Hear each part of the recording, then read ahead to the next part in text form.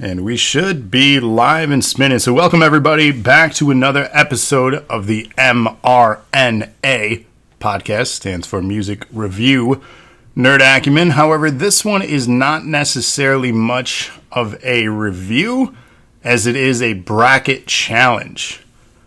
We talked about this on our return episode and we decided on two bands that mean a lot to both of us and have quite the extensive history for both of us, and hopefully the knowledge of their catalog for both of us. So we'll see. So welcome back, Justin. How you doing, man? Good. How are you doing? Good. Excited for can't listen to myself. There we go. Just gonna make sure I have it on. All right. So yeah, man, things are good.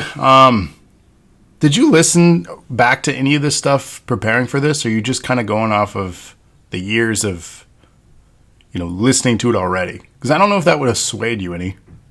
Yeah, I did listen to some of it, actually. Because obviously there's a couple that I'm way more familiar with, and then stuff that I kind of didn't listen to as closely along the way. So it was a good dive. I found some stuff that I kind of appreciate more now than I did at the time. So ones that I would probably rank higher now than I thought I would have when we first talked about it. So I'm ready. I'm curious. This is the second time that we've kind of had you describe things being different for you since our return to doing these, right? We took almost a year off from music reviews. We have a bunch of stuff that we already are eager to do. But we talked a little bit about your tastes changing. Is something going on? Like your music tastes are not what they used to be. They're not. They're changing. I think Spotify has helped a ton with that. With the release radar, I've been just listening to things that I would have never listened to. I mean, obviously similar stuff I listen to, but it's opened me up to a lot more stuff. And then, in some cases I'll go back and listen to these albums that were for me, and now they're a lot better. And some I'll go back and listen that I thought I really liked, and I go, it's a little flat. Do you think you've changed as a person throughout the years, or significant events inspired, these changes? Or, I mean, just like your taste buds for your actual taste, those change. Do you think the ear tastes, I don't know how else to describe it, but your listening experience, your aural pleasure, not the other one, your aural, get that right.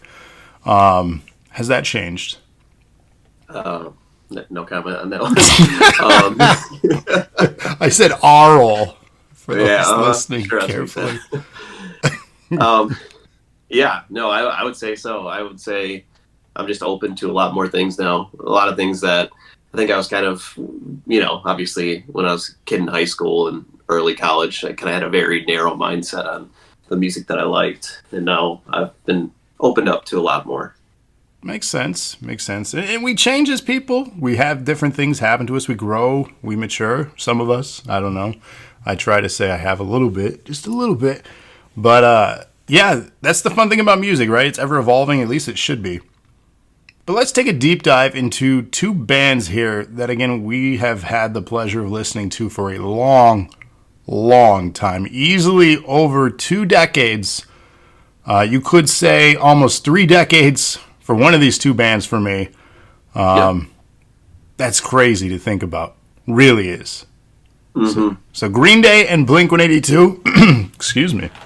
We're going to start with, I'm going to put a prediction poll out too, what we're going to end up picking as our favorite here. So chat, welcome everybody. If you want to predict what you think we'll pick, I just randomly picked 5 that I thought from Blink would be the top runners, and 5 from Green Day that I think would be the top runners. It might not be any of those, but I'm going to go on the side of it that I think it's going to be one of them. So if you want to predict and gamble some of your nerd cred points for the channel, feel free to do so. But let's get started. We got our first round here for Blink-182. On the screen, we have the albums listed. You actually put together this bracket. Can I pick your brain of how or why these matchups came to be? Yeah, I kind of put them out there like similar to kind of, college brackets and things of that nature where it's not fair to have, say, Green Day's two in general best albums face each other. Same with Blink-182 and be out the first round. Right, subjectively best, but yes. Yeah, because I mean, we could argue to the death a couple of these albums, and I'm sure we will. But to do that in the first round, I feel like that should be a semifinal or finals matchup kind of thing that we're discussing. So what was some of the more well-known popular ones and some of the less favorable? I feel you had a ranking then already in mind when you did these brackets. You kind of knew. I mean, obviously you know what you're going to pick. Half. Yeah, top half ranking. So. I would say not a clear, number one seed starting off in the first spot, but some of the heavy hitters kind of ranked that way. Chad is mentioning they love both of these bands. We do too, hence why we have this challenge between them. Someone says legendary. Blink has crazy songs. I want to fuck a dog in the ass. That is a song. Yep. So Blink is very different style lyrically than Green Day. Better than it just being a normal comment in chat. Yeah, but both bands are indeed amazing, unique for their own right. Both inspirational for their genres, or genre, if you classify them in the same genre. Loosely, I would say. I would say pop punk for Blink, more punk alternative for Green Day, with flirtation in pop punk. That's just my take if I was to define them as a genre. But yeah, what's up, Lana? Lana's first. She's always first in chat. Let's do this. First round here. Self-titled album by Blink versus the album known as 9, which was their 9th album, coincidentally enough. This is easy for me. It really is. Yeah. And I'm not going to say why, because then that kind of sets the motion for the rest of this bracket, at least for this part of it. But I'm going to go hands down and say self-titled is better than 9 here.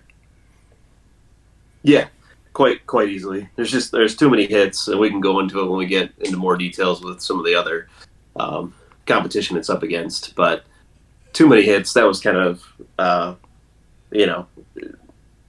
it's hard to compare because 9 was, essentially a different band. It is. Not that 9 didn't have its hit. I mean, I don't think we should just gloss over the fact that 9 was a bad album, because it was a solid album. But compared to self-titled, it doesn't hold a candle.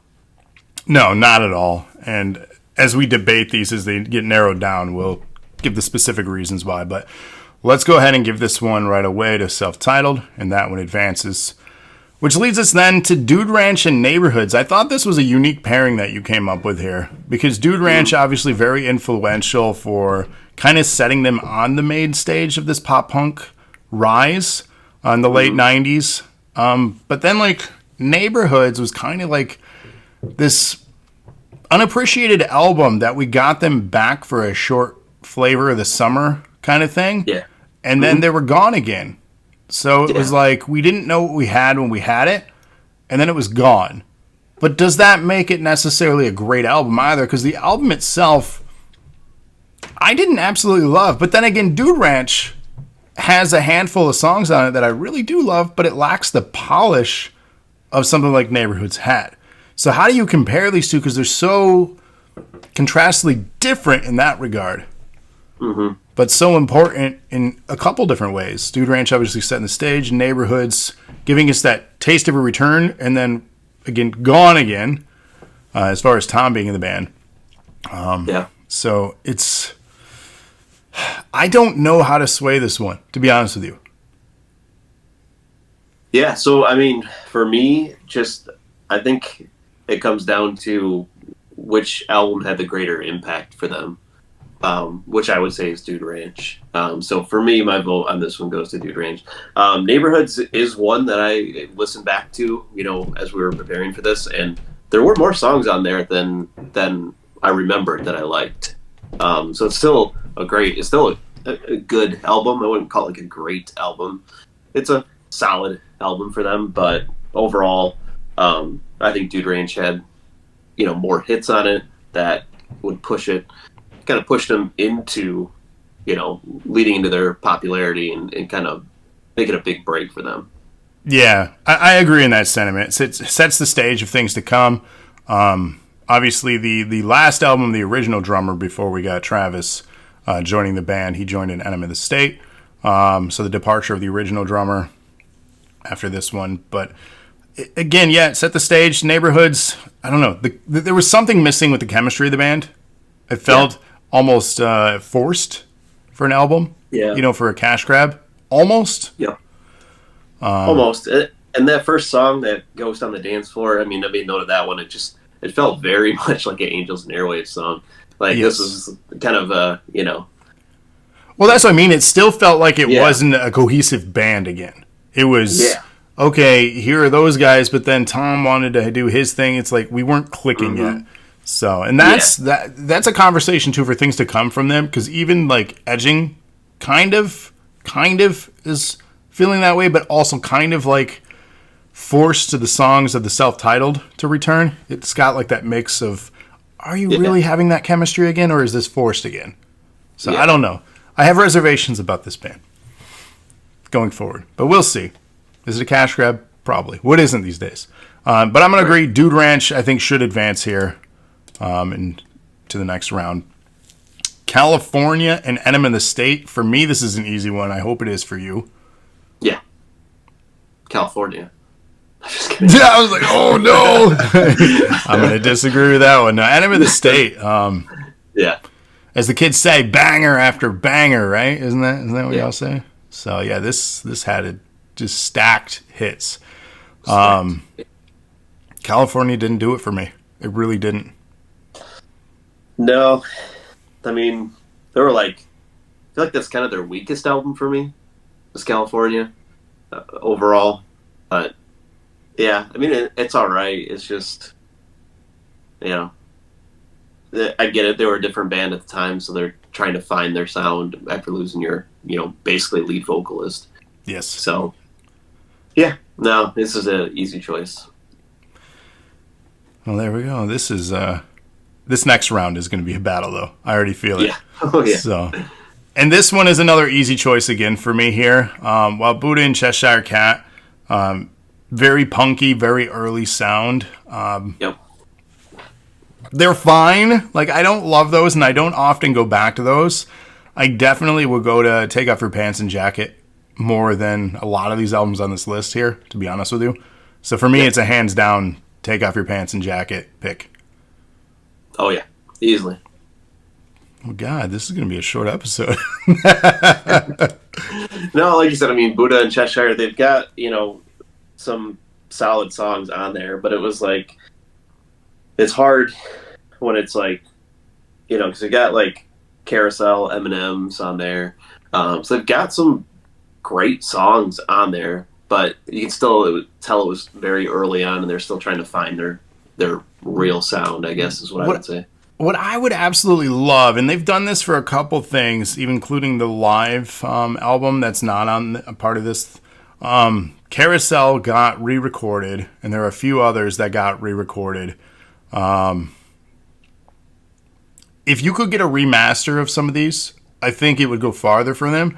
I think those old albums obviously are a product of its time and budget. And I think if they got an opportunity to remaster and re-record those tracks, some of those would go a lot farther. There are still some tracks that just is a product of its time.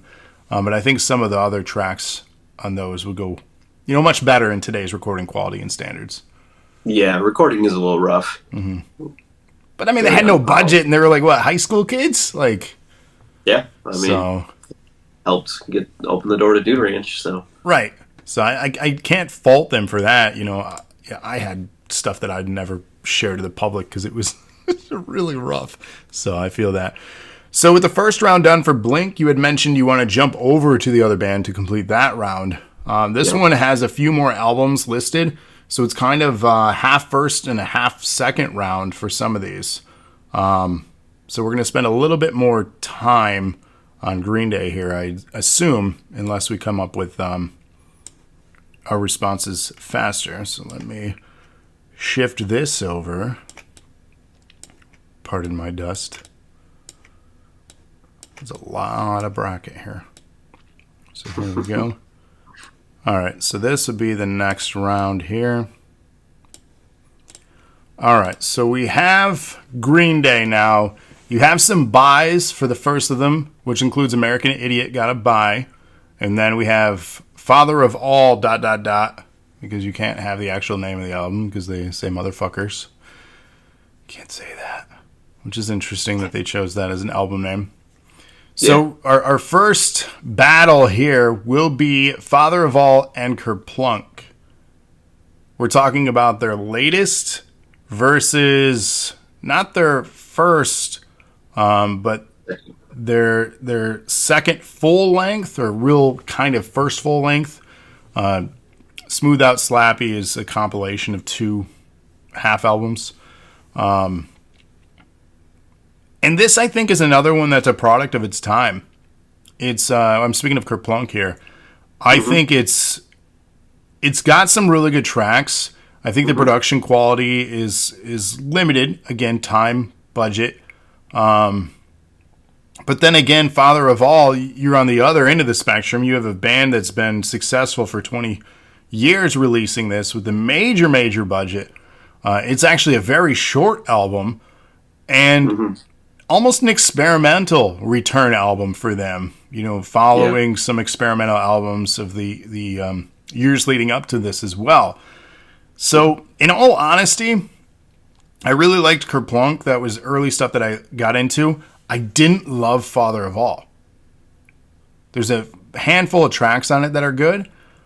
So I'm torn on this because Kerplunk really set them from being a band in high school playing on, you know, small gymnasiums to becoming a Woodstock, you know, band and then blowing up. So it's tough. I'm truly torn, and I would love your thoughts.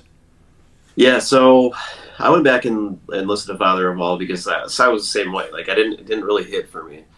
And even just starting off with, you know, the first track, it just kind of sounded like they were trying to adapt to the modern rock sound, but kind of keep some elements of their old stuff.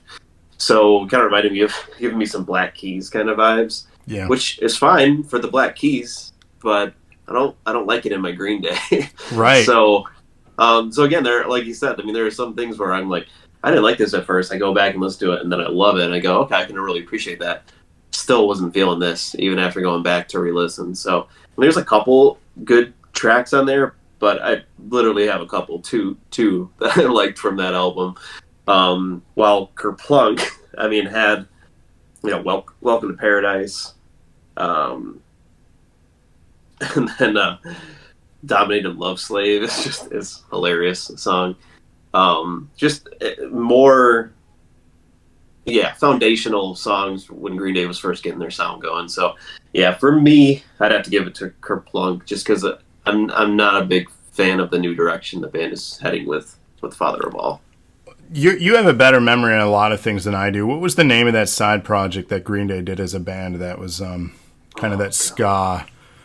Because that's what Father of All reminded me of. Was very much that. Right now. And I didn't love that album. Yeah. I can't think of it right now. I'm sure somebody in chat can look it up. But, yeah, it was okay. It was experimental, but at least when they're doing those experiments, they're doing it under a different name. And right. Kind of going, hey, here, we're just trying something. If you like it, great. We'll make more. If not. And they've done that before. They've had a few different projects where they've changed, you know, a name, but it still has the core members, or it has like their touring guitarist who's an official member, recognized member, you know, things like that, where they kind of slightly tweak the lineup or bring somebody else additional in. It's on the tip of my tongue too, the name of that band, and it's really driving me crazy. Chat, if you want to look it up, Green Day, one of Green Day's spin-off bands, if you want to name a list. But we're gonna go with Kerplunk with this one, huh? I think so. Okay. I don't disagree with that. All right, so Dookie gets a bye, but then we have Smoothed Out Slappy and nope, not Pinhunt Gunpowder, Lana. Keep them coming. And then Warning. This one's an easy one for me. Yeah. It's Warning, hands down. Yeah. Foxborough Hot Tubs, thank you. That's the name. Ah, that's it. Yep. That's what we were thinking of. But yeah, that's what Father of All reminded me of, is a lot of that element and style. That's fair. So yeah, Warning, do we agree? Easy advancement. Oh, I don't think there's for sure. I mean, yeah, it's hard for me to go back and listen to that first album and even find one or two that I liked. So, and I get it. It's their first album. Same with like, Blink and other bands that have kind of gone through that, where it's like, even Fall Out Boy, like, what was that? Take Me to Dinner. I cannot think of it, what it's called. They had, EP. gosh, what was the name of the early ones? There was an A side and B side even too. Like that early stuff was rough. Yeah. Yeah. You're finding your voice, right? You're finding who you are as an identity. So you can't fault them. You got to kind of appreciate where they've evolved from. So it is cool to go back and listen to, but it's not on my frequently listened to. And even then, you might find one or two on there like that you really liked, but that's about it compared to what they've put out after. Yeah. So Nimrod gets a bye here. I'm assuming you did a very similar thing when building this side of the bracket. You kind of ranked some things in mind, what would be debatable, what would get some easy passes anyways, so you threw them in as a quick win scenario. I get that, and that's fair. So Nimrod getting the bye. Now here's a tough one, because these two albums are somewhat similar. Yep. Revolution Radio and 21st Century Breakdown. For me, 21st Century Breakdown felt like an evolved continuation of American Idiot. And I really thoroughly enjoyed American Idiot. And 21st Century Breakdown really grew on me the more and more I listened to it. Revolution Radio had some really good songs. But for me, I think in this, for what my flavor is for Green Day, 21st Century edges this one out between these two. Yeah, for me, with this one, again, I think Revolution, like you said, with Revolution Radio, it was trying to take that success that they had from American Idiot and keep it going with like same style of song or same kind of storyline throughout it, and it didn't work for me as much. They've got some good songs on there. Via La Gloria, East Jesus Nowhere, Know Your Enemy. Some songs on there that I like, but this was the album that I went back and listened to, Revolution Radio, and actually liked quite a few of these tracks, more than I had on my initial listen through when it came out, which was 2016. I for me, would edge out Revolution Radio, just because I feel like they were trying something different, but also keeping their core sound and not just trying to take the success of American Idiot and they had some experimental, if I can recall appropriately. Is Kill the DJ on Revolution Radio? No, that is on Uno or Dos. Are you sure? Yeah. I need to look this up now because I'm remembering incorrectly then. Green Day, Revolution. Okay. Because I'm incorrectly recalling then. Revolution Radio, what was on this one? Bang Bang, yep. Bang Bang, Revolution Radio, Still Breathing, Troubled Times. Still Breathing's a good one, yep. Yep, Forever Now, Ordinary World. Those are the kind of top ones that I... Okay, yeah, okay. Yeah. I'm still going to go with my stance that I think 21st Century is a better album. I think there are far more hits off this one. And I don't mean like radio hits. I mean just like actual quality songs. Let me get to it to present my argument here. My God, they have so many freaking albums. So a lot of them have a lot of tracks. Yeah. Just the storytelling element, and like I said, I know this is your argument as opposing it. It's that continuation, wanting to have that success from what American Idiot was for them. But I think they knock it out with a sequel that is just as successful. I mean, the way they have their ups and downs and flows of the storytelling. Peacemaker's a damn good song on here. Christian's Inferno, Viva la Gloria, Know Your Enemy, like you said. 21 Guns is very Wake Me Up September in style. Like even like the structure of the album is very similar. Mm-hmm. I don't think that's a bad thing though. And I think there are far more better songs on this one, and it's a deeper album than Revolution Radio. So I can't get off of my stance on having this one be the win. I won't give in on this one. So we're at an impasse here. This is the challenge of what we're doing. But if I'm arguing an album, I think this one has a better scored and put together story, better lyrically, better musically. It's just a better production and package than Revolution Radio, which is, your argument is it's going back to its core, but at that same argument, that core is very basic. And if you're into that, that's fine, but I don't think it makes for a better experience album-wise. This has the better variety and replayability.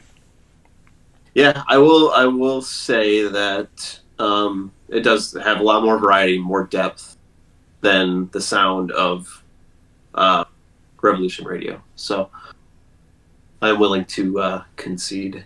Oh, okay.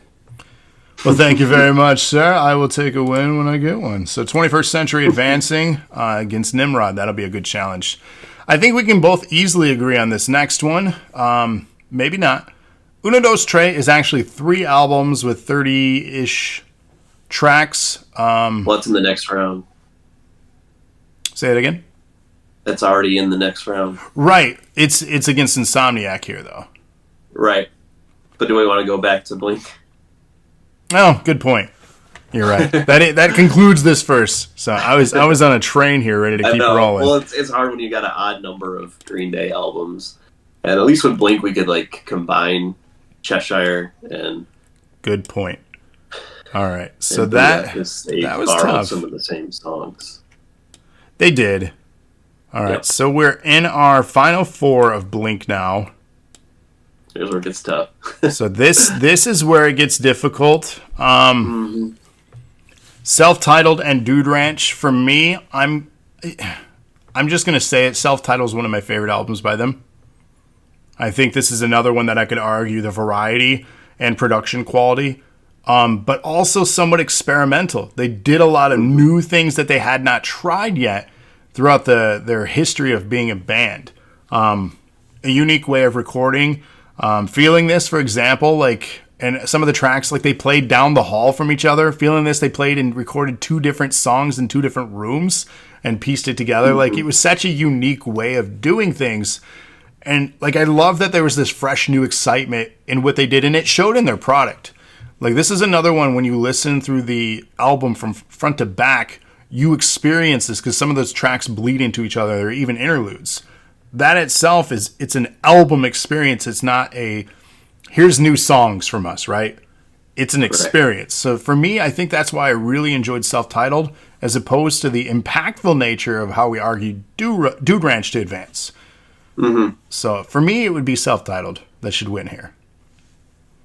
Yeah, for me, like we talked about before, Dude Ranch kind of helped put him on the map, got him to get into Enema of the State, and then, like you said, there's too much variety in Self-Titled, too many good experimental songs, because a lot of times you're going to have experimental songs, and I mean, we've seen it with Green Day, for example, and it doesn't work, and it could be a whole album of doesn't work, and this does, and you can tell by the number of singles that they put off of Self-Titled. I mean, it's just crazy successful. So I think, despite the impact of Dude Ranch, I think the legacy of Self-Titled would make it move on.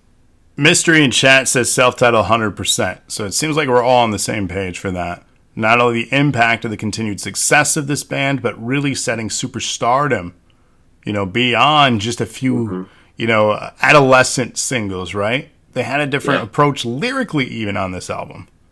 Yeah. So it was, I don't know. I still love this album today, and I'll go back and listen to it. Yeah. This is where it gets really tough. Yeah. Because while these two albums are so close in time for release, they're also similar in style. And also similar in having banger after banger, as the kids would say. Like, there are so many good songs and impactful songs, and even songs that were used in movie soundtracks. You're talking American Pie. They use songs from one of these albums. Like, there's so many things from this adolescence era for us. You can't ignore either of these albums, and this is what makes it difficult. Yeah. I'm dreading this pairing. but we knew it was going to come to this, at least. So let's talk Enema of the State. Obviously, the most notable thing from this is the nurse, right? That's iconic. The music videos, iconic from this era. TRL, very important for the success of this band, for this album in this era. I'm just scrolling through so many things here. But also like things like Adam's song. I remember TRL debuting that song. And the countdowns for things like that. All the small things. What's My Age Again? Obviously to name the biggest hits for this.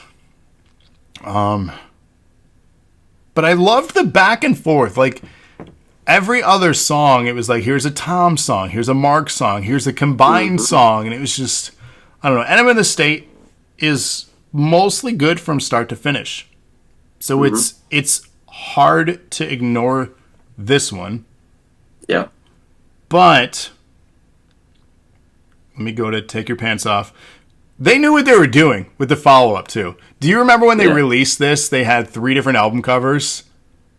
Yeah. And, you compared with friends which one you got, and they each had a bonus song that was unique to it as well. I remember bus rides for band trips and talking, this album and having people play it, the funny songs, most notably, as the bonus tracks. I think I have it listed here for each bonus track. So the red Takeoff had Time to Break Up and Mother's Day. The Yellow Pants version had What Went Wrong and Fuck a Dog, as Connor mentioned earlier.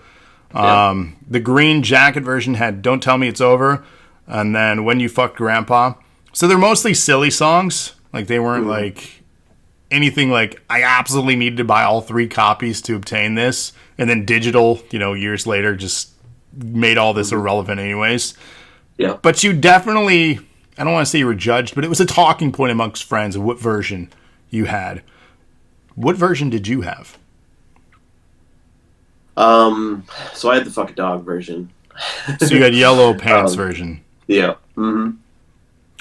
I had the red Takeoff version. That's the one I had. Yeah. I mean, like you said, it's they knew what they were doing. I mean, they had massive success from Enema of the State.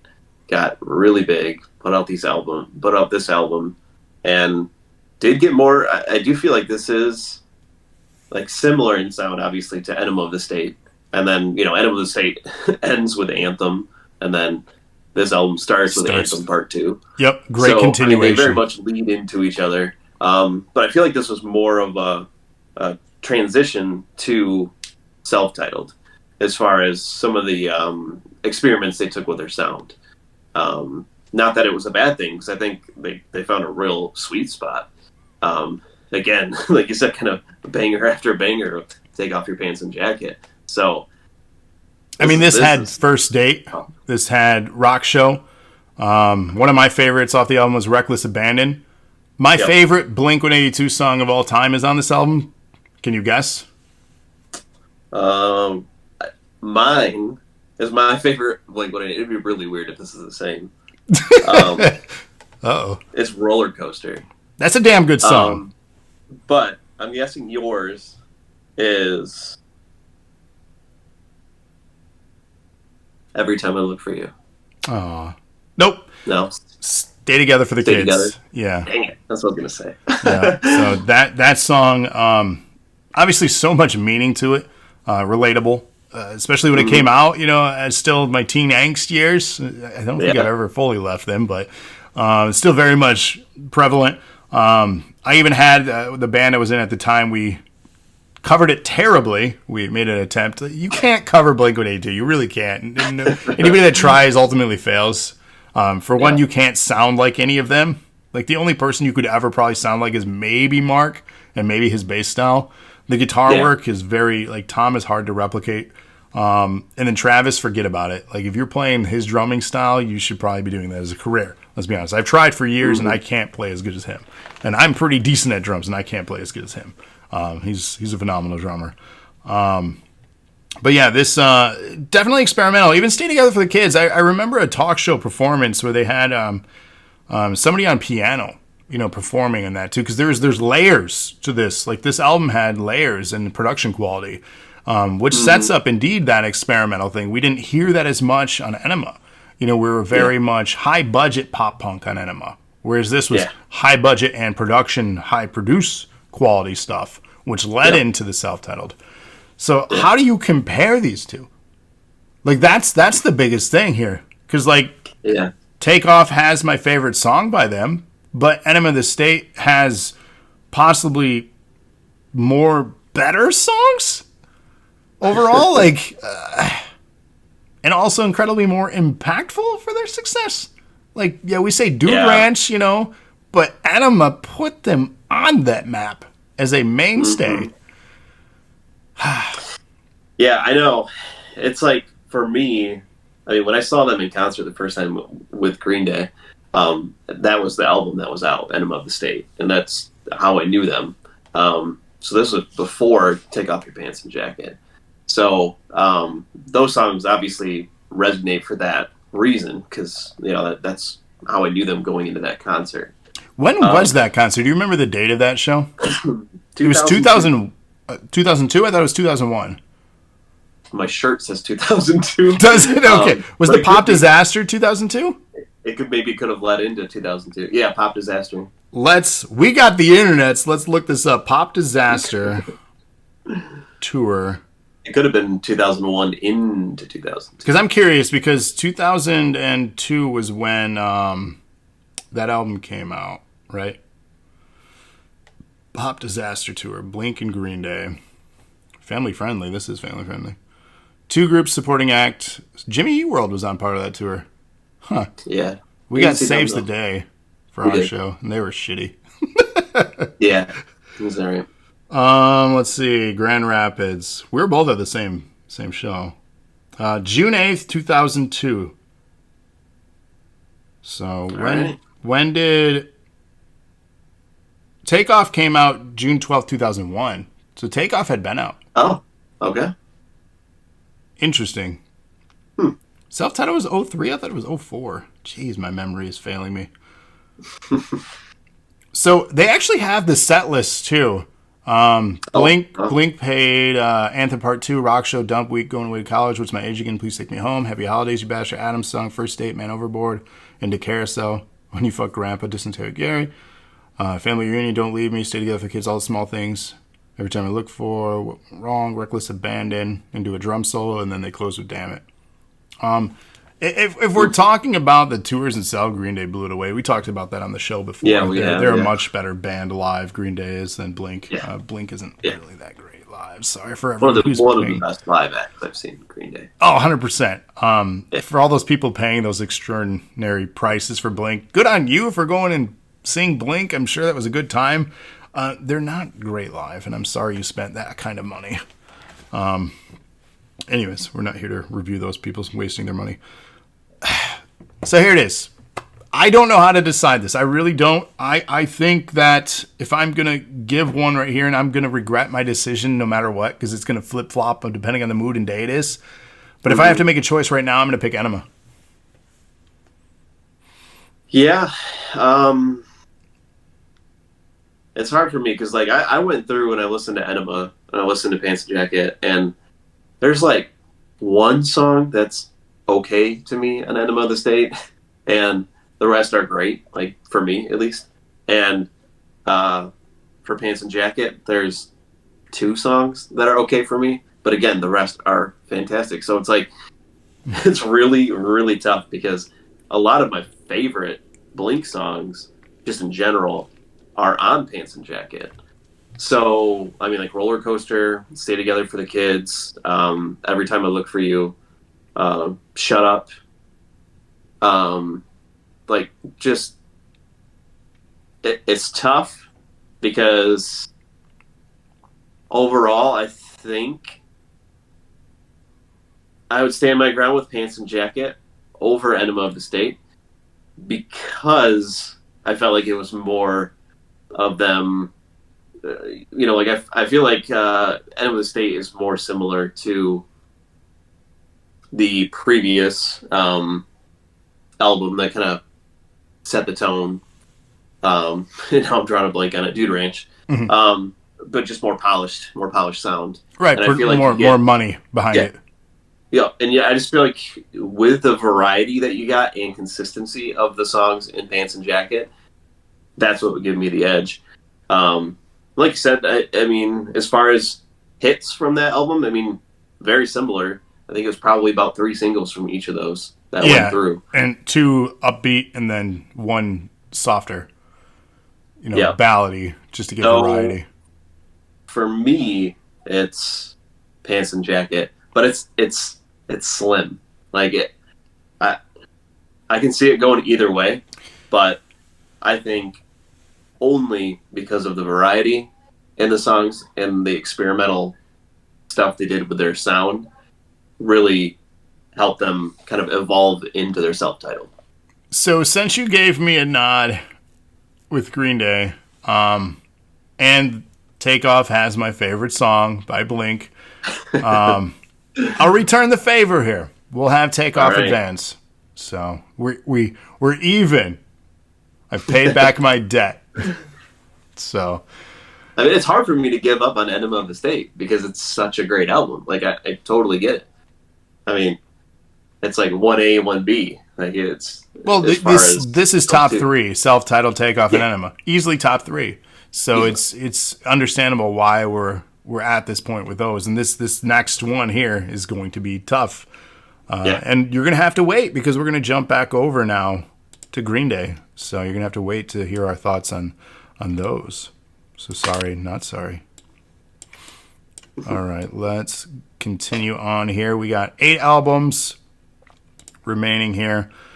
We should do then 2 rounds here from Green Day since we're behind because we already narrowed it down to 2. Unless you don't agree. Well, I mean, we'll be.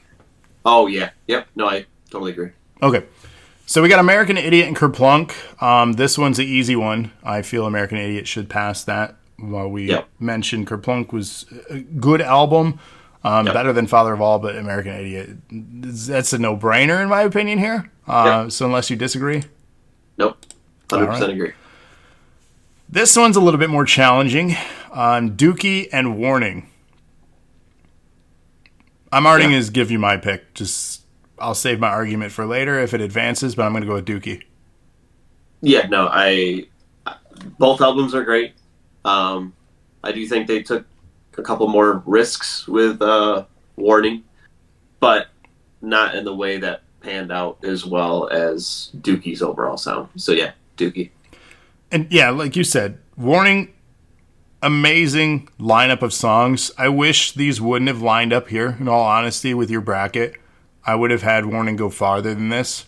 I think it's really shitty that they get eliminated early because I think it is one of their better albums.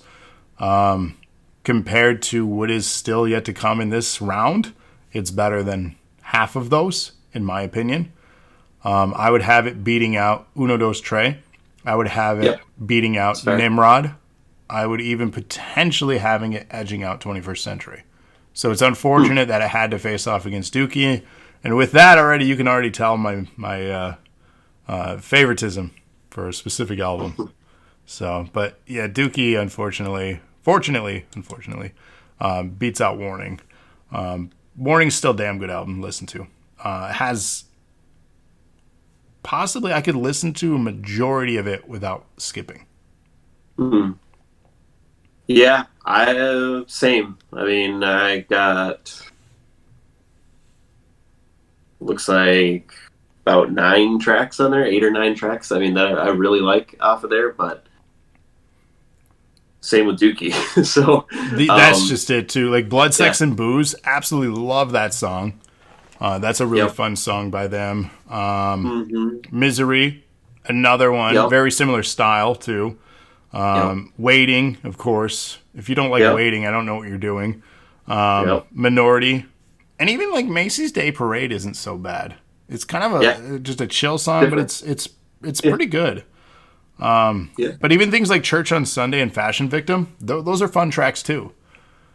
yep, So yeah, it sucks that it lined up this early because I would have hmm, had it advance farther. In all honesty, hmm. All right, Nimrod, 21st Century. This is tough because like I really enjoyed Nimrod back then. I'm just looking at the track list, see if I still adore the songs the same that I did. It has one of my favorite Green Day songs. I'm sure you could figure that out. It's either you love this song or you hate it. I don't think there's an in what? between. Nice guy or not nice guys? Good riddance. Good riddance, yeah. I think people Yeah, love that song or they just can't stand it. I don't think there's an in between. I don't think you casually like that song. yeah, And that's one of my favorite Green Day songs.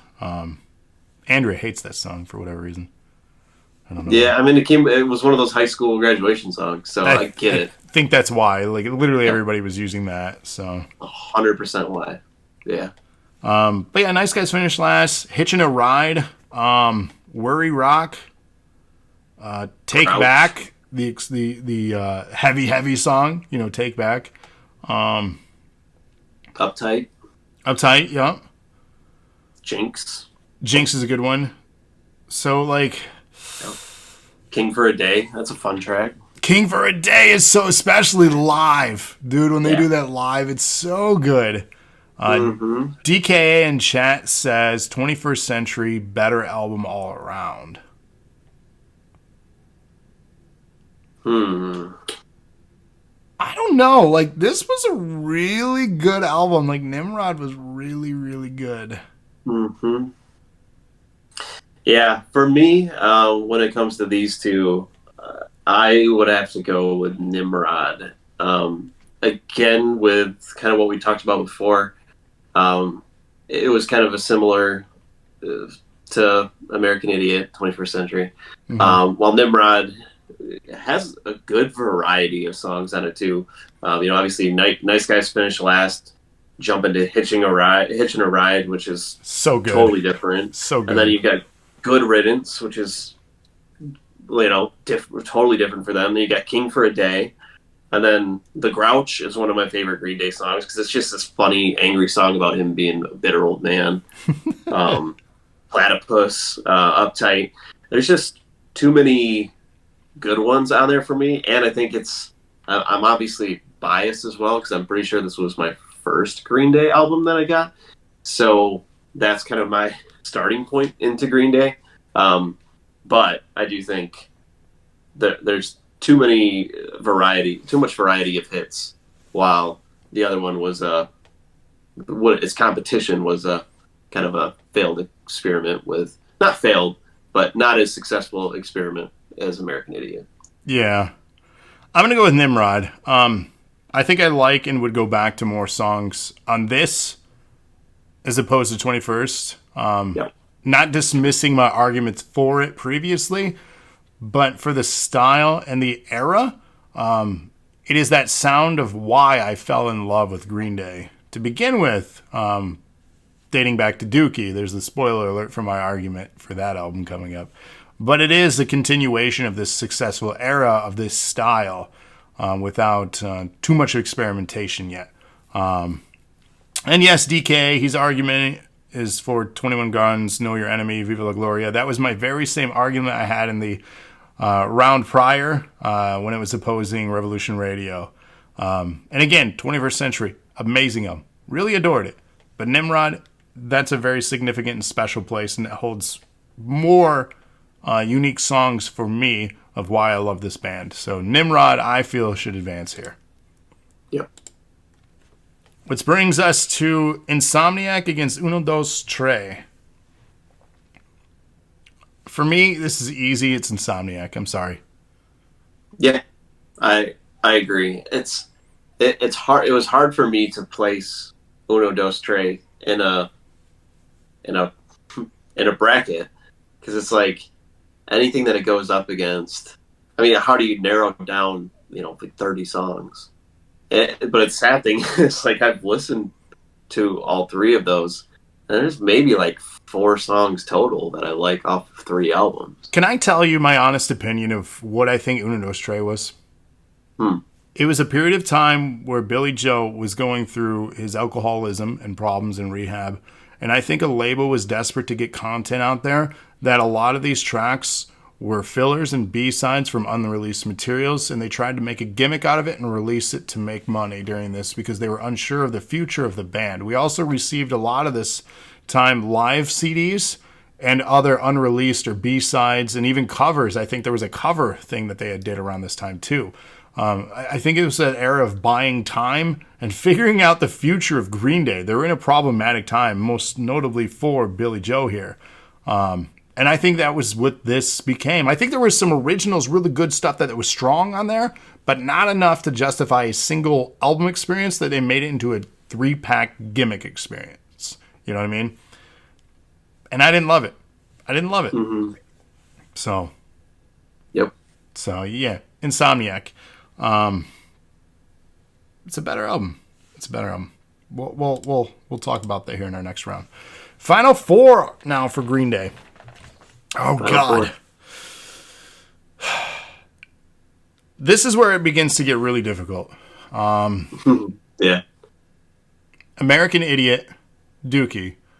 You're talking about possibly 2 of the most important albums in the entire catalog and history of this band. You're talking about Dookie, an album that for me was my very first CD I ever got from my mom. I took out the artwork and I would hand draw all the monkeys, that had poo in their hand, because Dookie, poop. And all the cool sketches. They had sketches throughout the lyrics. The booklet had lyrics in it. I would take that apart and learn all the lyrics. And I learned about really comprehending. I was 9 years old when this came out too. I was learning about comprehending with cigarettes and depression and alcoholism and these things at 9. Like, I was starting to pick up little things of the world outside of the, my small bubble. I was also having, there was a kid named Cliff. I don't know if you remember him from high school.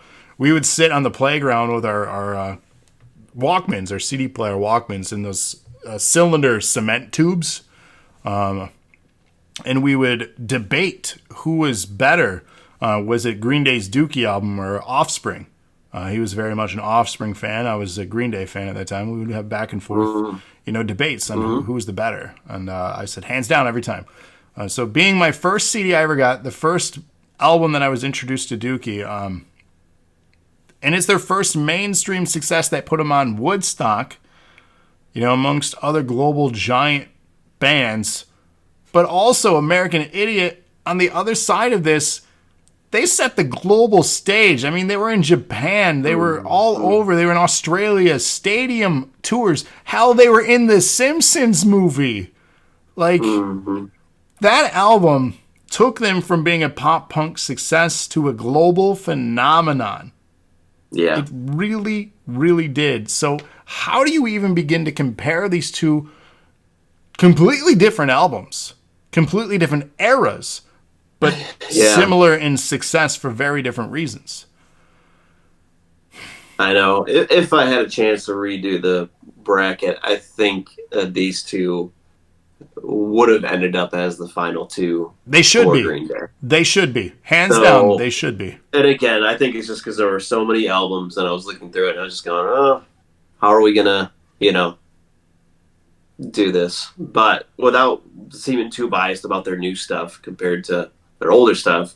So trying to balance it that way. So, yeah, it's tough. Like you said, American Idiot was just a massive, massive success. Well, You it know, gave us social commentary, relatable stuff politically. We transitioned yeah, from an adolescent talking about, teen angst, cigarettes, drugs, and partying to global political social commentary and relatable content. And really, yeah, what we were going through at the time, we were a bunch of American idiots. That was the commentary on, so many things. It's not for everybody, but I think lyrically they grew the fuck up. And mm-hmm. that was an eye opener, and I loved that for them.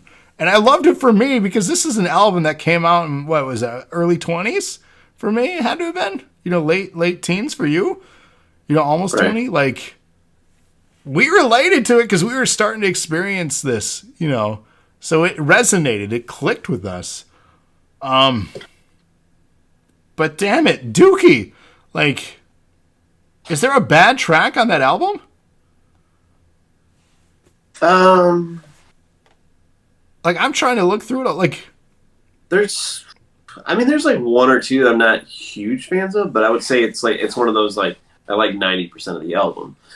Um, so like for me, like Pulling Teeth was okay. mm-hmm. Sassafras Roots is okay, but it's like other than that, I pretty much, am into everything else. Like In the End was okay, but like they also had just a lot of bigger stuff, like Welcome to Paradise, Longview, Right. Basket Case. She, Basket Case. Mm-hmm. So it's hard. I mean, you got 4 big singles off of that one album.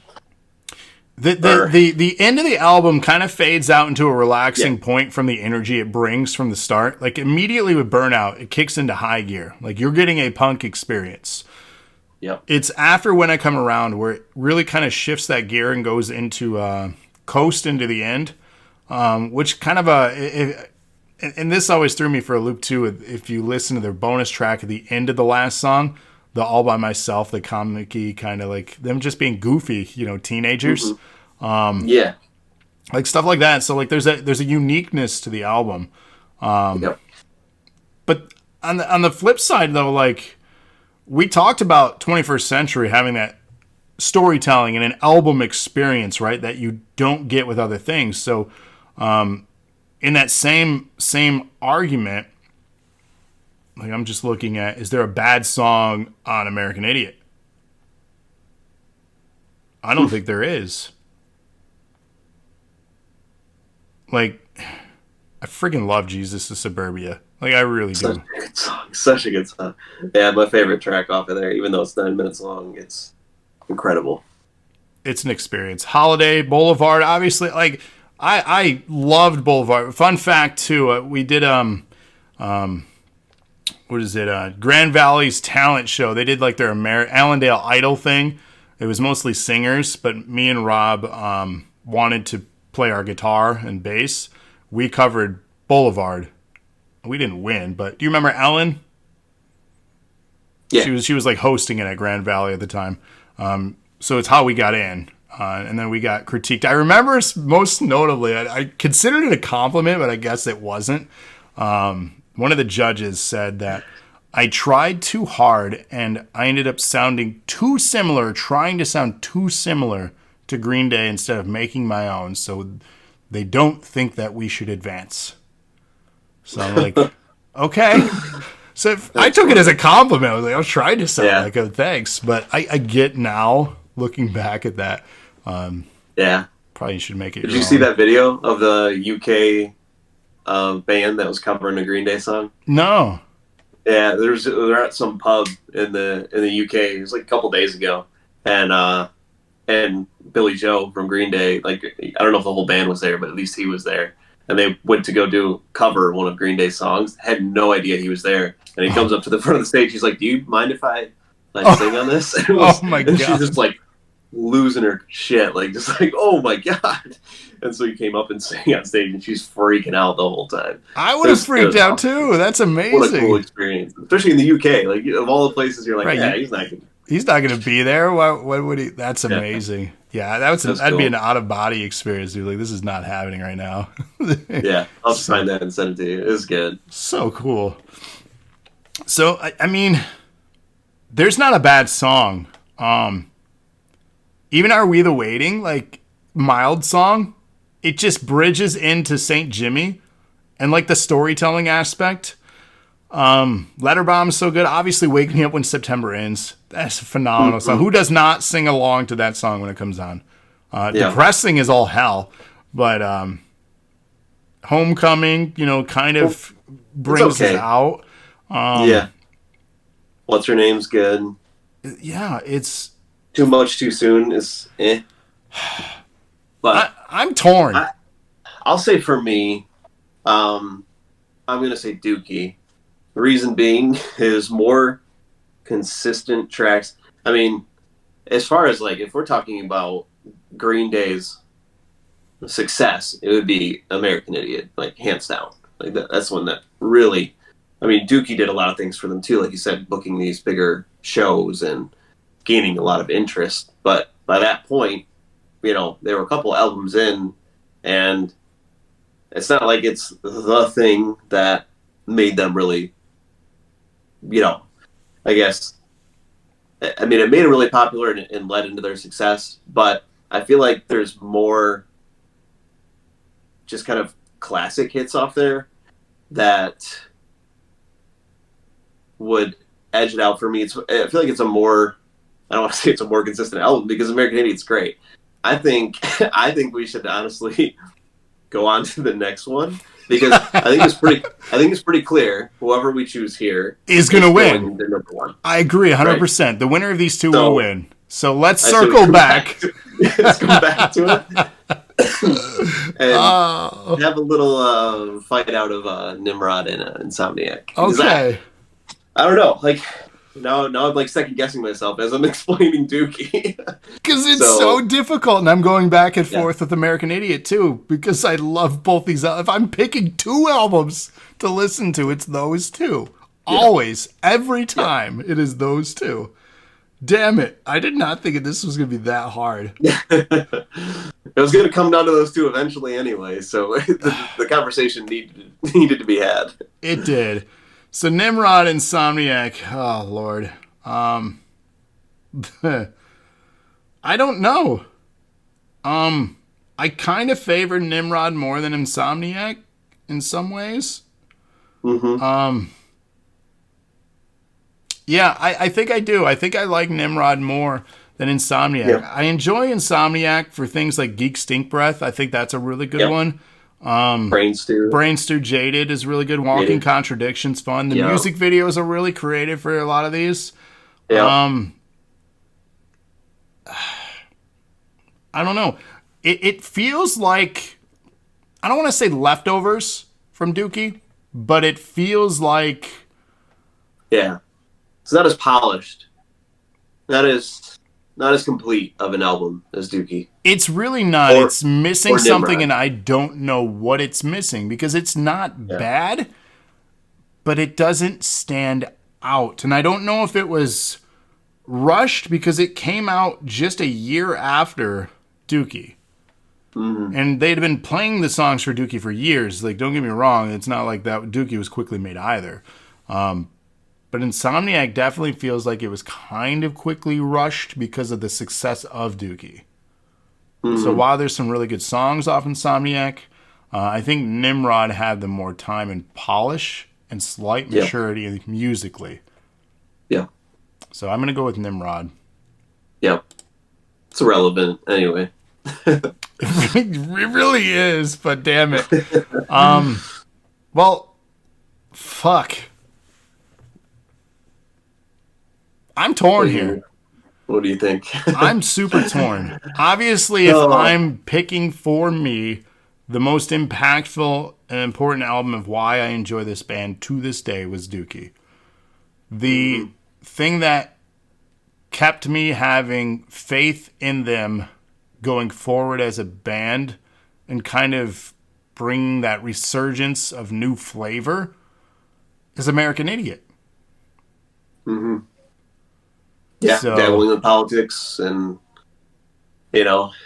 things that were, it was their, I don't want to say mature album, because I mean, some of the things that they say obviously aren't mature, but as far as the topics they're discussing. right. So And it had better production quality. Yeah, but they had a lot of success, a lot of singles by that point, while Dookie not as much. I mean, a few leading into it.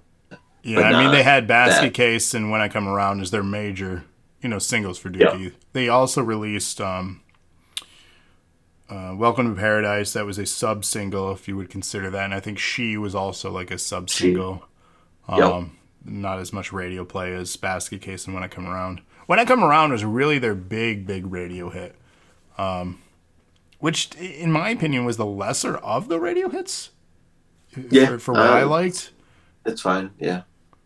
Fuck. Andrea says I need to make the right choice here. I know she wants me to pick American Idiot.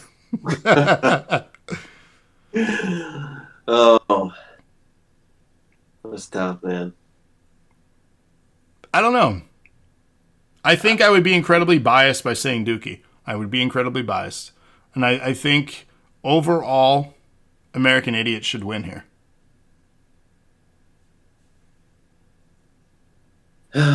Yeah, it's tough. I don't want to concede it because they're both really great albums, but I do think overall American Idiot should win it out because of how it propelled their success.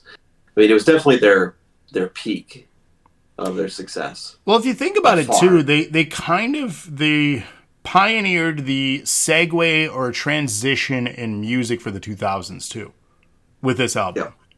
So whereas Dookie kind of was doing a thing that already existed and they were just part of that, American Idiot pioneered this transition. So I'm going with American Idiot. Yeah, the chat's not going to be happy with it, but yeah, I think it's hard to argue against American Idiot.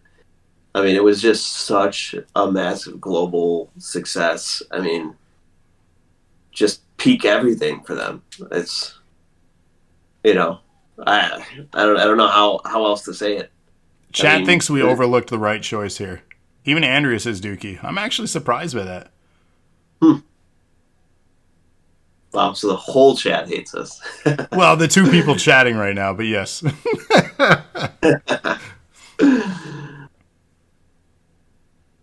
I don't know. Do you agree, American Idiot? Then? Now you're taking it back. No. I don't know about them. Like, I stand pretty firm on American Idiot. Again, I would be completely biased in my thoughts. I think. So, I mean, I would say, and I hate to keep using this as a crutch, but variety. I mean, Jesus of Suburbia, a 9-minute song that crushes. I mean, you don't have anything like that on Dookie. It's hard to compare that. Right. I mean, and you've got Boulevard of Broken Dreams. You've got you're seeing some of the successful elements like Good Riddance of their softer songs that they just did really well in American Idiot. So I think just the creativity of that whole album with the range of songs on that album edges it over Dookie for me. Yeah. Yeah, more in chat are saying Dookie. I don't know. Holiday, just the transitions, the ups and downs, the emotional roller coaster. You don't get that with Dookie. You get some aggression, fast-paced punk, and while that is solid for its time, I really like American Idiot. I really like Dookie. I think if we're giving them a point scale, they would be a 0.1 apart from each other here. Yeah. That's how close this is. This is a sliver of a difference. I'm sticking with my gut. I like American Idiot. I think that advances. Yep, I agree. With that, also, we can say that it beats out Nimrod. So we can conclude that while we're here. Yep. Which leads us to the finals of that. So American Idiot advances the finals. Let's head over to Blink to conclude that. DKA says American Idiot for sure. Chris likes American Idiot. So we got some backers. We got some support here, at least. We didn't piss everybody off. That's good. It's bound to happen. Just most of the people. Hey, whatever. All right. Self-titled Blink album or Take Off Your Pants and Jacket. This is a tough one, too, because I feel it's a very similar argument. Yeah. It's going away from kind of what you were known, which Take Off was kind of the start of that, but really self-titled was we're trying something different here, but yet we are still Blink, just like how American Idiot is like we're trying something different here, but we're still Green Day. Mm-hmm. It's funny that it comes down to this. For me, I already told you self-titled is my favorite album by them. I'm going to immediately go with that, but I could see an argument and point for Take Off because it houses my favorite song by them. We'll Stay Together for the Kids. So this is where I'm slightly torn, but still giving it to self-titled. So I've pretty much made up my mind a little bit easier on this one. Mm-hmm. Yeah. So I mean, this one is tough because, again, I think with self-titled, we're talking. I guess it's hard to find Blink at their peak. I feel like they had kind of 2 or 3 albums where they were at the height of their popularity. So, which would be obviously our final 3 that we had for Blink. So, yeah, I do feel like Take Off Your Pants and Jacket was a transition. You know, like I said, they were beginning to experiment with their sound, getting a wider range of slow and fast songs. But if you were to tell me, like, you can only listen to one of these albums for the rest of your life, that's what this is, right? Yeah. That's what this is. We have to have that one album that we'll listen to. Mm-hmm. And that's why I picked American Idiot. Because while I love Dookie and what it did for me for Green Day as a fan, I want variety. I don't want the same emotion. You know, if I'm stuck with one album, I want a little bit of variety. Right. Yeah, I mean, for self-titled, again, you've got more production quality. You've got more, like, just random compositions of song. Because you've got, you know, Feeling This, which we already discussed. Get ready for action. Yeah, so many hits, you know, Always, Miss You, Down, and all the other stuff in between. The interludes, the drum stuff, the experimental, like... It just flows very well. Like, listening from start to finish. And even, like, it's crazy enough, one of my favorite Blink songs is Violence. That's a good one. That's such a good one. Every time I hear it, I'm like, oh, I gotta turn this shit up. Like, it's so good. Stockholm Syndrome. And it's so basic. It's very repetitive, but, like, it goes all over the place. I mean, basic as far as lyrics go. Mm-hmm. But sound-wise, it's just like, whoa, what are we getting here? I just really dig it. So, as much as, you know, I would want to say Take Off Your Pants and Jacket because there's so many, like, everything on there is a hit for me. I feel like they took more risks in self-titled, and it paid off. So, I mean, with some of the stuff that we had before, California and 9, you know, they've taken their stabs at doing different things, and it hasn't quite worked. Right, didn't pay off the same. DK says I'm surprised Enema wasn't in the final. I favored Enema over Takeoff slightly. I gave him the nod if you were here for the beginning of it, so it's not my fault. Settle back. Oh God, he's throwing shit now. See, look what you did, DK. He's throwing shit. Big deal. See, look what you did. He resorted to violence. Yeah. Oh man. He wasn't feeling this. No, not at all. He said, "Go." And then I was like, "I miss you." I'm done. Yeah. So yeah, self-titled would have to edge it out for me. You're welcome, Mystery. It's what I'm the king of puns, and Justin humoring me for 20 plus years. He just kind of stares blankly at me, and he continues to wonder why he returns. Yeah. King, it's exactly it. All right, self-titled, edging it out Or like here. a jester. A jester, damn. I'll take it. It's something. At least I'm in the Royal Kingdom, I guess. All right, so here's the finals. Let me click the little thing. You like that little Excel spreadsheet made here? It's fun. We're in the finals. Blink versus Green Day now.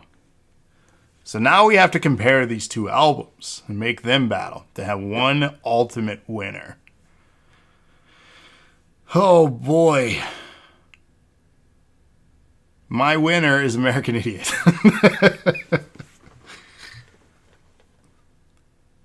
That's just me. Oh, for you, just straightforward. That's it. That's my argument. We get to the final two and you go, this one is the winner. Good chat. I mean, I feel like I've said everything that can be said. Making a comparison about the two, they have that similar argument. And while I love the self-titled, don't get me wrong, I will listen to that one as my favorite Blink, but I'm a bigger Green Day fan. I absolutely love Blink. Absolutely. They're easily in my top 10, favorite bands of all time. Hell, their apparel line, Atticus. My child's name, I didn't name him after the apparel company, more so of To Kill a Mockingbird, but still, coincidence, sure. When I met my wife, when we first started dating, I was wearing an Atticus shirt, and now I have a child named Atticus. It's funny, it's weird, but no, it was not inspired by Blink-182. Did it? And no, you can fine, the pictures up there too, and the overlay of Tom there wearing the apparel. But no, I'm definitely Green Day is probably top 5 band for me all time. For many years they were in that number 1 spot too. It shuffled around depending on moods and growth and interests and just really so many factors. But they've remained a constant for me. Whereas Blink has been more so a constant in that top 10 range, not top 5. So I'm going to pull out the bias card on this one and say American Idiot. Yeah, I mean, for me, what am I more likely to go back and listen to? I would say I'm a bigger fan of Green Day, but I'm more likely to listen to the 3 Blink albums that we discussed. I mean, I think American Idiot's one of those, you listen to it on the first time and you go, what am I listening to? It's just a very cool album, start to finish, as far as the concept. And then obviously Blink is more fun songs early on, not taking themselves too seriously. And then getting more mature as they progress, but still keeping some songs in there to keep it lighthearted. While I feel like if you're to rank Green Day's later albums compared to Blink's, I would listen to Blink's. So it's hard for me because I think overall, Blink has a better complete catalog as far as keeping up with newer stuff that I've enjoyed. But Green Day's got, a solid 3 or 4 albums in there that are just monsters as far as the hits and their songs. But I would say the overall impact of American Idiot was greater than self-titled for Blink. So I would have to give it to American Idiot as well overall. Well, following self-titled, didn't we get a greatest hits album? From Yes. Blink, Yep. and then wasn't it shortly after that? We didn't get another album. We got a hiatus, didn't we? Yeah. So like that was Correct. such a weird album to apex on for them. Yep. Here's another reason too. Here's a full transparency moment, and I'm sure you have many car ride situations where you're listening to certain content that is okay or not okay in the car, family rides and Yeah. things like that. And we let some things go with language, but Yeah. Andrew is not a Blink fan, so Mm. we haven't often had Blink in a lot of our playlists that we've compiled together, Yeah. as we try to somewhat meet in our more recent playlists. We've been both adding what we want, and then if it gets on shuffle, we go every other. You get a song, I get a song. But she doesn't like Blink, so it's never been one of those bands. And she didn't love Green Day either, but I think she enjoys them, more, especially American Idiot Hmm. and stuff like that. I don't think she likes all their stuff. But she does not like Blink. She does not like true pop punk. She doesn't like Simple Plan. She tolerated Good Charlotte. I don't know if she loved a lot of My Chemical Romance. Just really this genre she wasn't like really into, but she really Mm. didn't get into Blink, didn't love Blink. But oddly Mm. enough, she liked Boxcar Racer, Huh. which, okay. Yeah. I mean, the sound was kind of different, What but about plus 44? she did not like them. Huh. So they only did one album, anyways. But yeah, she wasn't really. But she did like Simple Creatures, which I sent your way before. I don't know if you had a chance Hmm. to listen to that, which is Mark. So Hmm. it's. She said, okay, she says, I liked 2 songs from Boxcar Racer, but you listen to it more and then you'd be willing to listen to Blink, Andrea. So come on. And it's true. She's not a big fan. She'll, I think, appreciate the singles on the radio, but I don't think she's going to go out her way to dive into any of their albums at all, which is unfortunate because there's some It's a gold. shame. There's so many good Blink songs. There really is. Hmm. And I don't know if she would dive too deep either into Green Day. I just don't think this is her genre whatsoever. Yeah, So that's fair. with that being said, it's one of those things too that doesn't get played in our playlists a lot. But to conclude and kind of digress from the point of this whole podcast, I just wanted to throw that out there just for one to get her going in chat, 'cause that's always fun to do. But two, to give a little backstory. So we're going with American Idiot as our winner here. Yeah. I think that's a good choice. Let's see. 20% from our poll at the beginning of the episode said American Idiot would be the win. 24% said Dookie. Dookie. I'm starting to believe that some people were pressing it based on the prediction poll as far as what they wanted us to pick. 0 for Nimrod. 28% for Insomniac. Oh. 0 for Warning, 0 for Self-Titled, 0 for Dude Ranch, 0 for California, 28% for Enema of the State, and 0 for Takeoff. Hmm. So I find it interesting that Insomniac was that high. That was a top 2 with Enema, and both of them got eliminated in the final 4. Whereas Dookie also eliminated in the final 4. And Takeoff getting no votes. And Takeoff, yeah, getting nothing there. Andrea is shocked I went with Duke or American Idiot over Dookie. Again, it's tough. It's hard to like take the nostalgia out of it and realize like what had a greater impact on the band. Oh, and what's just more a pleasant experience overall to listen to over and over again. Here's the hypothetical. Let's think about this. Let's say American Idiot lost to Dookie. Would Dookie have beat out Nimrod? I would say yes. So Yeah, would Dookie have faced self-titled and beat self-titled then? I think it would have been closer. I agree. I think it would have been closer. Let's take on the other side of things. Had Yep. Enema beat Takeoff and faced self-titled, would have self-titled beat Enema?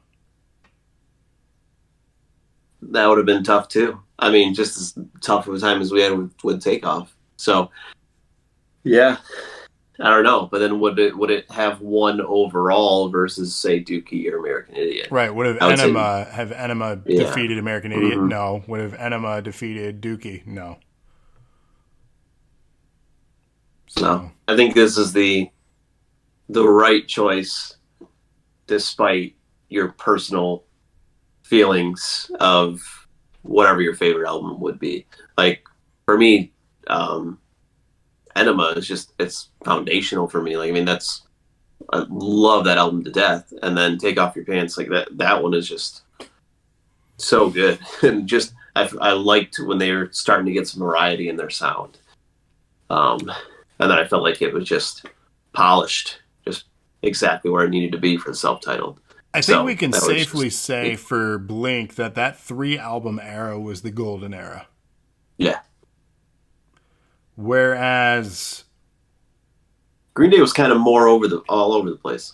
yeah, they had a lot of ups and downs. Because, Yep, like, Dookie, fantastic. Insomniac, not as good. Nimrod, fantastic. Warning, good.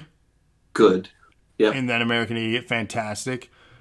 You know, they had a lot of ups and downs. yeah, So, whereas Blink was like, good, good, great, great, great. And then absent, return, eh. And then it was kind of meh yeah, after self-titled. Like, I don't know. I don't love anything after self-titled. yeah. I like quite a few tracks off of Nine more than California. California was just overall a miss for me. But Nine I felt like was a little better. So again, it's still I call it a good album. I wouldn't call it great or amazing like I would a few of theirs. So Green Day, as we know, will probably get more music from. Blink, we know they have a single, Edging. We talked about that already a little bit. Decent single. October. It's that they do have a date. So October for Blink. Yep. Okay, so we Yeah, Travis let it slip. oops. So Yep. what are your expectations? Do you think it's gonna be good based off the single? I mean, based off the single, no.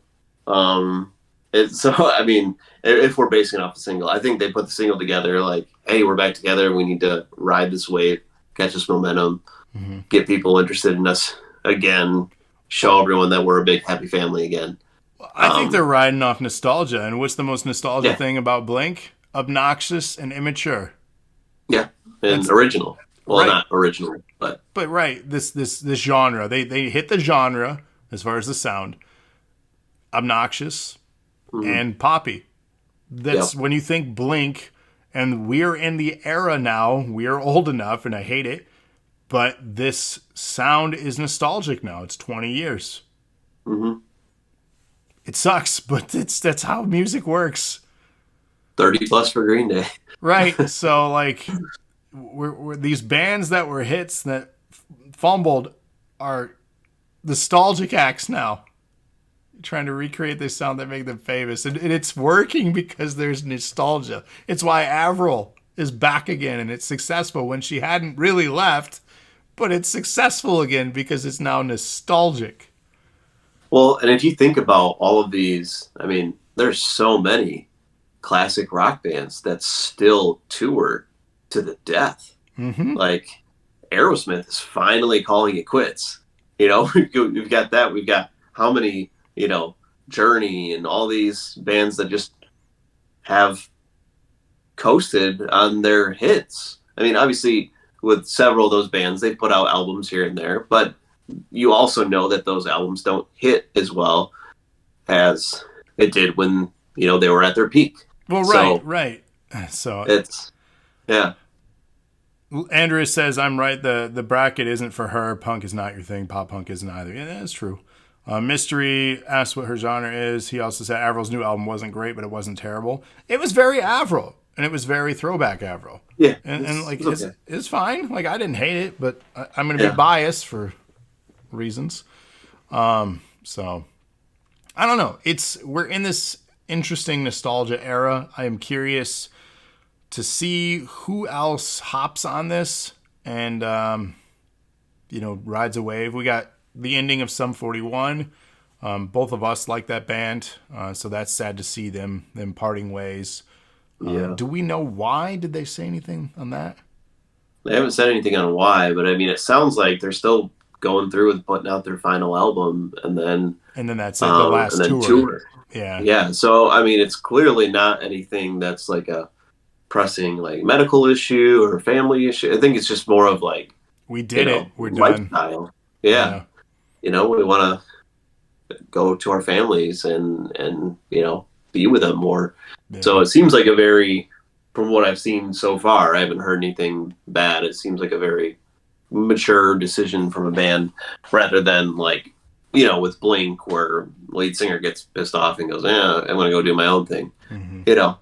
So, and then, now somebody has cancer, and now I realize that I'm being an idiot. Right, go back. Like maybe we should. I mean, I hope they're back for the right reasons. I've seen footage too, and I still feel like they're just tolerating each other. At least Tom. Maybe that's just how he is as a person. I don't know. He doesn't come off as a pleasant guy. He really doesn't. Like, I hate to say that, but like he seems like a kind of a dick. But I don't know. Mystery says Blur just came out with a new song. Wasn't Blur Gorillaz? Isn't that the same act? Like the same dude? Wasn't the same dude from Blur the part of Gorillaz? I don't think so. It's news to me if it is the case. I don't know. Let's see. Blur. We got the Googles. So Blur. English band. Let's see. Members. Damon. He's a co-creator and primary musical contributor to the virtual band Gorillaz. So yeah. Singer of Blur also is the dude for Gorillaz. One of the dudes. So, fun fact of the day for those that didn't know. There you go. You learned something new today, kids. Andrea just said, "Isn't Blur the Gorillaz?" Yeah. There was a tease for an Oasis reunion. Oh God, what a time! Nostalgia overload, man. It's too much. It's too much. Speaking of too much, we got too much more of these coming, or not enough. We're doing another. What did we call the last one? Take Two, or what was it? I don't know. It was something. I don't remember the double album. Double feature or something like that. Double feature. Yeah, I don't know. Take Two. That's kind of what we're doing here. Take two of this podcast. So, our second run of it. The Used, their latest album just dropped. I've listened to one or two tracks so far. I'm really behind. I really need to catch up on that. So no spoilers there. And then the other band was Pierce the Veil. Pierce the Veil. Thank you. I'm trying to blank. It's been a podcast. No official date for that as of yet, but that will be in June. Next week, Monday is Memorial Day. Likely no show for that night. So it'll be sometime in June that we do our next one of these. We'll keep everyone notified. Mystery says, "Ooh, new Used album. You know what's up for you." Yes. DK saw Pierce live. They were good. So with that, chat, you're definitely going to want to be here for that episode. Listen to those albums. Chat along with us. We're going to give our top fives and some low points that we thought of both those albums. And I'm anxious. June 19th, they're going to be in Grand Rapids. There you go. I'm anxious for this one. I think one of my favorite reviews that we had done was the last Used one. Heartwork. Yeah, that was a lot of fun. Yeah. So if you haven't listened to it, we're on Spotify, Apple, Google. Check out Dose of Nerd Acumen. It's under our podcast section. We have over 150 podcasts that you can listen to, spanning 5+ years of this channel. Variety of things, including music like this, movies, video games, wrestling, pop culture, and so much more. If you want something to listen to while you're working or just background noise, subscribe today to our podcast. It helps us out a great deal. It helps us with organic search result ranking because we want to be found anytime you type in that word nerd. Find us, follow us, live us, love us. This has been Justin and Travis with the mRNA podcast by DNA, and we will be back again soon. And for everyone listening and watching us live on twitch.tv/Doses of Nerd Acumen, thank you so much. Make sure to like, follow, subscribe, YouTube, Instagram, Twitter, Discord, YouTube. I said that. I don't know. We're all over. Just search for us and support us. So thank you, Justin. Thank you. Any parting thoughts? No, I mean, this was a fun one. I would say, there's definitely some more bands out there that we can do this with. Like the Used, Taking Back Sunday. They're ones that have got kind of a, similar genre. And, but I mean, there's a lot of kind of pairings like that I feel like we could do pretty well. So yeah, I think it's worth exploring as well if other people enjoy the discussion for this. So yeah, looking forward to more. Hell yeah. This has been a lot of fun. Thank you all. And until next, she said Backstreet Boys and NSYNC. Like, we could do that. I was a fan of both of them. It's not very deep, though. No, there's not much there, but it's possible. Maybe we'll have a special episode. We'll make our significant others do that one. How about that? Yeah. Good luck with that one. Good luck, right? All right. Until next time, y'all take care. Good night, everybody.